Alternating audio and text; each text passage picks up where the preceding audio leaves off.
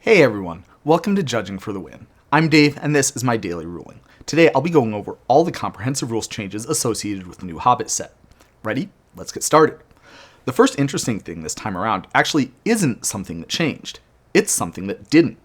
This is the first update since Foundations where no new subtypes were introduced for any card type. There were also no new predefined tokens. What we did get was a new type of counter, and a rule that describes how they function. One interesting thing to note here is that hone counters do not operate by giving an ability to the equipment. This distinction matters in cases where something happens that makes the equipment lose all of its abilities. Next up are the new keywords. Recruit is fairly straightforward. Its reminder text is almost identical to the official definition given in the CR. One potentially interesting interaction that I'll go over is what happens if the card you discard doesn't go to the graveyard, for example because there's a Rest in Peace out. In this case, even though the card that you discarded never hits the graveyard, it still does count as being discarded, so you would get a token if it's a non-land card. And then there's Storied. If you were playing back in Rivals of Ixalan, this is very similar to the Ascend mechanic, except instead of requiring 10 total permanents, it counts how many historic permanents you have. Historic is a previously introduced rules term that refers to permanents that have one or more of the legendary super type, the artifact card type, or the saga enchantment type. If you control 3 or more permanents like this, while you control a storied permanent, you gain a designation called Enduring Story for the rest of the game. Your storied permanent may or may not be among the 3 historic permanents, and gaining the Enduring Story does not use the stack or require priority. It simply happens immediately once you control the required permanents. For example, Amy and Nick each control a copy of Ori, Keeper of Songs, and Amy plays an Entwined Grab the Reins to steal Nick's Ori, sacrifice it, and deal 3 damage to him. We'll say Amy also controlled one other historic permanent while this play happened. In that case, while Grab the Reins is resolving, after Amy gains control of Nick's Ori, she'll gain the Eternal Story designation. Recall that the legend rule is a state-based action, meaning it does not happen until after all the steps in the resolution of Grab the Reins are completed. Therefore, the next thing that happens is for Amy to sacrifice Nick's Ori, and then the rest of Grab the Reins resolution will proceed as normal. The answer would, of course, be the same if Amy just played a second Ori herself. She would momentarily control 3 historic permanents and a permanent with the storied ability, so she would get the Enduring Story designation before the legend rule made her bin one of the Oris. Let's also observe that whether or not you have an Enduring Story is a binary thing. You either have the designation or you don't. You wouldn't get it a second time if you controlled 6 historic permanents, or if you lose control of one of your 3 and then play some more later. Let's look at one more question about this mechanic. Amy plays Ori, Keeper of Songs, which is her 3rd historic permanent, while she controls Temur Ascendancy. Does she get to draw a card? And the answer to this is a little bit tricky. It seems like the official sequence of events would be that Amy's creature enters the battlefield, and only after it's on the battlefield does Amy get an Enduring Story. Therefore, there would be a period of time when Ori exists on the battlefield before Amy has an Enduring Story, so it would not count as a 4-power creature entering the battlefield.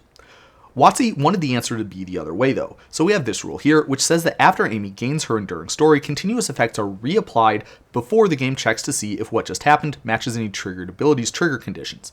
Accordingly, Amy would get to draw here. If you were playing back in Rivals of Ixalan when Ascend was introduced, this might seem familiar, since Ascend has its own rule like this. In fact, Ascend has all the same rules as Storied, and the CR entries are a direct copy and paste job with only the names changed. This is my biggest criticism of the storied mechanic. If you're familiar with computer programming, you may have already heard the adage DRY, which stands for don't repeat yourself. In short, it states that it's bad practice to have 2 identical blocks of code, or in this case, rules. Rather, the better way to execute this would have been to abstract the concept of a designation that was permanently gained once some condition was met into its own rules topic, and then make the rules around both Ascend and Storied refer to this new rules topic. This has the benefit of making it easier to introduce new such designations in future rules. It also makes it easier to change all of them at once if that's ever needed, since they would just need to change one section of the CR rather than remembering to adjust the change in the sections for Ascend and Storied separately. Finally, it makes other documents easier to maintain too. You can see that the status information section of the Magic Tournament rules used the DRY principle to refer to City's Blessing, and therefore it did not need an update to apply equally to having an Eternal Story. And that covers all the rules related to the new mechanics. Now, if you're a fan of the channel, you might remember that I like to structure these videos from least to most meaningful changes. The new mechanics are typically towards the end, but this time around there's actually 2 more changes to talk about afterwards. The next changes that I'll discuss are the several updates that we had that were made to battles, specifically to accommodate the introduction of battles that are not sieges. The rules for battles were intentionally written to handle this possibility when they were first introduced, but it seems like a few new situations have come up that WotC wanted to clarify. All of these are technically non-functional changes since there are still no battles in Black Border Magic that do not have the siege type. As far as I know, there's also no way to make that happen either. That said, I think it's a pretty clear sign that we will see some non-siege battles introduced soon, most plausibly in the Battle of the Five Armies co-op kit set that's going to release next year. As to why these changes are happening now and not somewhat closer to the new set, my guess is that the rules team wanted to soft launch the update ahead of the release with the idea that if there were any major issues, the community would catch them in time to fix them before the actual battles came. Regarding the substance of the changes themselves, here's a short overview. First, if a non-siege battle's defense is 0, it's put into its owner's graveyard immediately. This is in contrast to siege battles, which are only put into the graveyard if they have defense 0 and are not the source of a triggered ability that's not yet left the stack. In the past, all battles were subject to this rule the same way. Breaking non-siege battles away from this special case indicates that they probably will not be double-faced cards that transform when they're defeated, because that special handling is required to keep the siege from being put into the graveyard before the transform me trigger even makes it onto the stack. Next up, changing a battle's protector removes it from combat. It makes a lot of sense for it to work this way, and I'm confident the only reason it wasn't like this from the start is that it simply got missed when the rules team was writing this rule originally. Finally, if a battle has an illegal protector or no protector, its controller has to choose a new one for it. This is how it worked previously, but the wording on a few rules has been edited for clarity, especially to reflect that a battle without any types can only have its controller as its protector. Also, if it's not possible to choose a new controller for it, the battle would be put into the graveyard.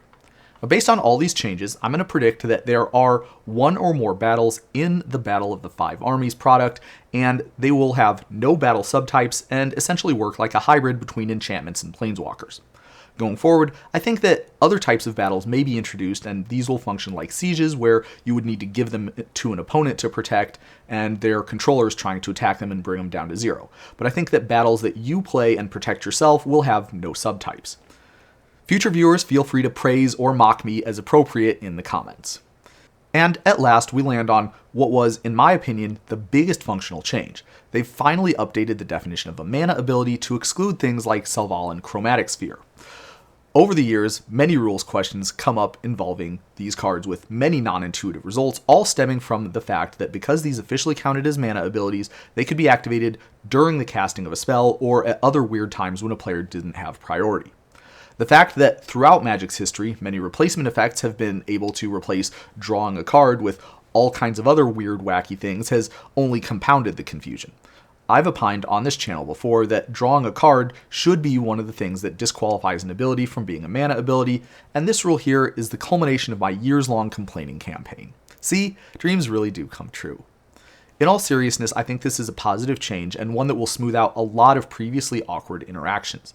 It's a bit of a pity that cards like Millikin got caught in the crossfire, but to be honest, I don't mind that either because milling cards in the middle of casting a spell has a lot of the same potential issues as drawing them, just with some extra steps.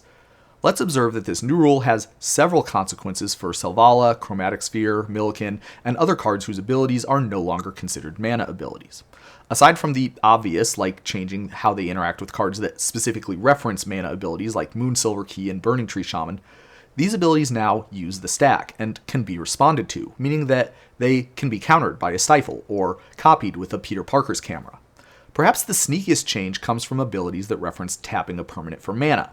This phrase is defined in the CR to specifically refer only to situations where you activate a mana ability of that permanent that has the tap symbol in its activation cost. This means that previously Nyxbloom Ancient would have tripled the mana from Millikin, but it no longer does because it's no longer got a mana ability.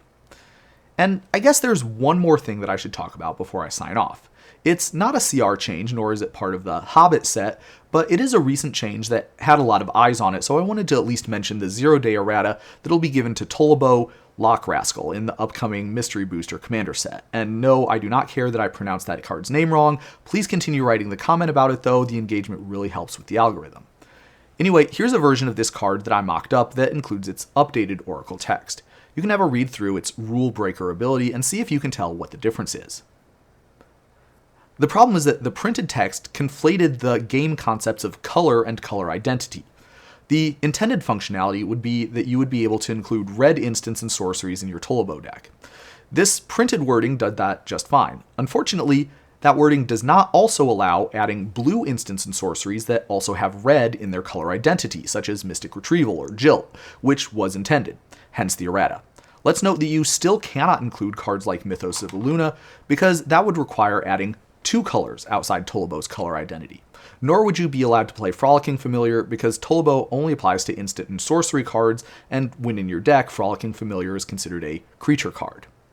But that's all I have for you today. How did you do?